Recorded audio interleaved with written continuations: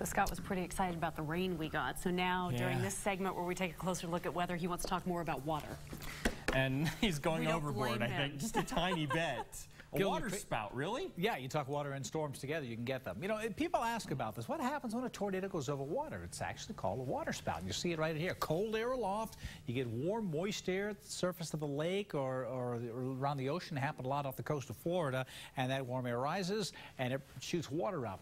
What's basically happening is a tornado over water, not typically as strong, but it's like saying a weak hurricane. You're still dealing with a pretty big storm system here, and it will take water and anything in it. Sometimes fish. You can go over. It'll go over in southern Louisiana, pull up frogs and whatnot, and everything can be tossed out of this. So basically, we'll spill out a lot of water. I want to show you these pictures here. Take a look at this. This is now in Michigan.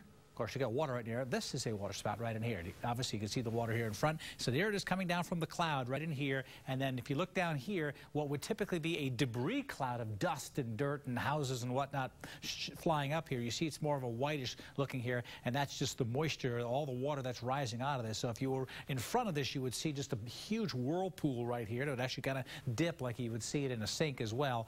Again, over water, they're not quite as strong, but there have been instances, many instances, where a water spout then moves inland and creates some damage with winds of up to 100, 120 miles per hour. So that's a pretty impressive little system right here. It happens often. This person looks like he was on shore. Better to be on shore than be on a boat when you're dealing with this. But even though it is weak, you can still have some pretty big issues. I've not seen any tornadoes. Speaking of meteorologists this long, I haven't seen tornadoes, but I have seen a water spout in Florida. Didn't look as impressive as that one though. So there you go. Water spout, tornado over water. It's that simple. And I have this vision of frogs going up in it now. That's a little everywhere. And in thunderstorms, there have been accounts of the frogs getting sucked up into thunderstorms through tornadoes or whatnot, and then you have hailstorms, and you've got frogs in hailstones. Seriously? I'm not kidding. Frozen I'm frogs? not kidding. Really? Frozen frogs. You just take them, pop them in the freezer, you're good to go.